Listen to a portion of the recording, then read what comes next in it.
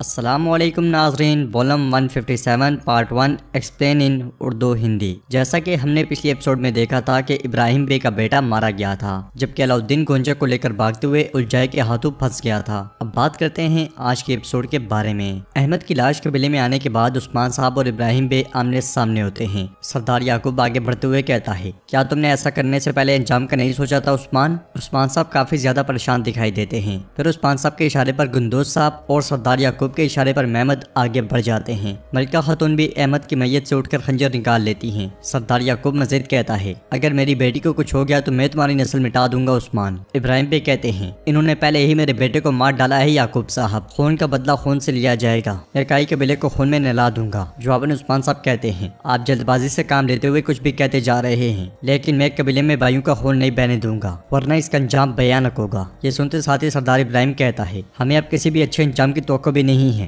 ये कहते साथ ही सरदार इब्राहिम उस्मान साहब पर हमलावर होता है। मलिका खातून भी बाला खातून पर हमला कर देती हैं। सिपाही भी आपस में गुत्थम गुत्था हो जाते हैं। इसलिए में हम देखते हैं कि बहुत से सिपाही कबीले में घुस रहे होते हैं, जिन्हें देखते हुए गुंदोज साहब अपने सिपाहियों से कहते हैं, सिपाहियों ने कत्ल नहीं करना। ये कहते साथ ही वो इब्राहिम बे के एक सिपाही को दबोचते हुए कहते हैं, सिपाहियों से ले जाओ। जर कुतैबी और खान के साथ आगे बढ़ते हुए कहता है, मेरे शहजादे लगता है कि बहुत खून बहेगा। जवाबन और खान कहता है, रब हमें भाइयों का खून बहाने से बचाए जहर कुतई। इसके साथ ही उनकी भी तलवारें आपस में टकरा जाती हैं। कोई कत्ल करने की नीयत से और कोई दिफा करने की नीयत से लड़ रहा होता है। कई इब्राहिम बे के सिपाहियों को गिरफ्तार करते ही चले जाते हैं, मगर किसी को भी कत्ल नहीं करते। इब्राहिम बे भी उस्मान साहब पर ताबड़तोड़ हमले कर रहे होते हैं। उस्मान साहब एक के बाद एक बार नाकाम बनाते हैं। सरदार याकूब खड़े होकर ये सारा मंजर देख रहा होता है। काफी देर बर्दाश्त करने के बाद आखिरकार बाला खातून मलिका को दबोच लेती हैं। उस्मान साहब भी इब्राहिम बे की तलवार गिराकर उन्हें काबू कर लेते हैं। फिर कहते हैं, इब्राहिम बे, मैं आपकी तकलीफ समझ सकता हूँ, आप मुश्किल हालात से गुजर रहे हैं, ये मैं जानता हूँ, लेकिन ये मेरी आखिरी तंबीह है। इब्राहिम बे कहते हैं, मुझे यही मार डालें उस्मान साहब, वरना मैं आपके लिए गजब बन जाऊंगा। मलिका बाला खातून पर चिल्लाते हुए कहती है, तुम्हारे बेटे ने मेरे बेटे को कत्ल कर दिया है। जवाबन बाला खातून कहती है,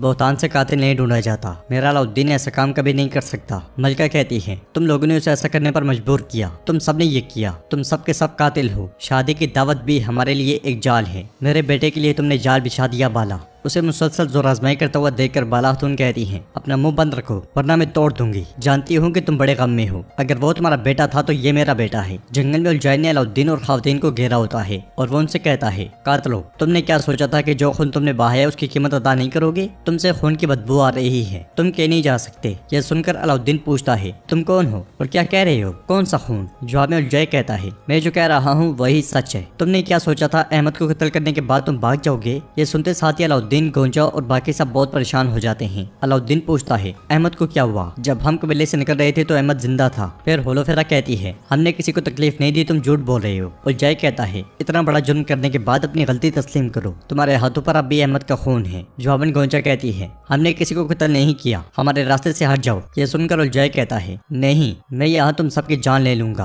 अलाउद्दीन कहता है, ये तो अल्लाह ही बेहतर जानता है। कबीले में ओरहान और तोगाए आमने सामने होते हैं। ओरहान तोगाए से कहता है, किसी ऐसे शख्स का इंतखाब करो जिसका मुकाबला कर सकते हो। तो तोगाई कहता है, तुम मेरा मुकाबला करने के काबिल नहीं हो ओरहान। जवाब में ओरहान कहता है, चलो देखते हैं, आ जाओ। ये सुनते साथ ही तोगाई उस पर हमला कर देता है। ओरहान उसका वार रोकते हुए कहता है, मुझे तुम्हें गिराने का मौका मिला है। यह सुनकर तोगाई कहता है, यहाँ गिरने वाली वाहिद चीज सिर्फ तुम हो ओरहान। दूसरी तरफ उस्मान साहब आवाज बुलंद कहते हैं, सिपाहियों, मेरे कबीले में किसी भी तरह से भाइयों का खून नहीं बहाया जाए। तो सरदार याकूब कहता है, जो जंग आपने शुरू की, क्या आप उसे रोकने की कोशिश कर रहे हो उस्मान? सरदार इब्राहिम कहता है, अब इसका कोई फायदा नहीं उस्मान। उस्मान साहब कहते हैं, अगर मैं जंग शुरू कर चुका होता तो आप लोग पहले शिकस्त खा चुके होते। यह सुनकर सरदार याकूब कहता है, आपने मेरी बेटी मुझसे छीन ली और अब मेरे सामने खड़े हैं, आप और आपके बेटे दोनों को हिसाब देना पड़ेगा। तो उस्मान साहब कहते हैं, हम ऐसा कुछ नहीं करते जिसका हिसाब हम अदा नहीं कर सकते, लेकिन जो बातें तुम कर रहे हो उसका कोई हिसाब नहीं दे सकेगा। दूसरी तरफ ओरहान और तोगाई एक दूसरे पर ताबड़तोड़ हमले कर रहे होते हैं। ओरहान तोगाई को टक्कर मारकर पीछे धकेल देता है, फिर तलवारें जमीन में गाड़ कर आगे बढ़ता है तो तोगाई मुक्के से उस पर हमला करता है। कुछ ही देर के मुकाबले के बाद ओरहान उसे गिराकर खंजर उस पर तान लेता है और कहता है, अभी तक हमसे डरने की कोई बात नहीं है, लेकिन सिर्फ अभी के लिए। सिपाहियों, इसे ले जाओ, तोगाई तुम मेरे मुकाबले के नहीं हो। ये कहते साथ ही ओरहान आगे बढ़ता है तो तोगाई पीछे से कहता है, और तुम भी मेरे मुकाबले के नहीं हो ओरहान। दूसरी तरफ जहर कुतई और महमद आमने सामने होते हैं। महमद जहर कुतई से कहता है, मुझे तुम्हें पहले ही मार देना चाहिए था जहर कुतई। जवाबन जहर कुतई कहता है, तो क्या ऐसी बात है? इसके साथ ही उन दोनों के दरमियान लड़ाई शुरू हो जाती है। दोनों के दरमियान टक्कर का मुकाबला होता है।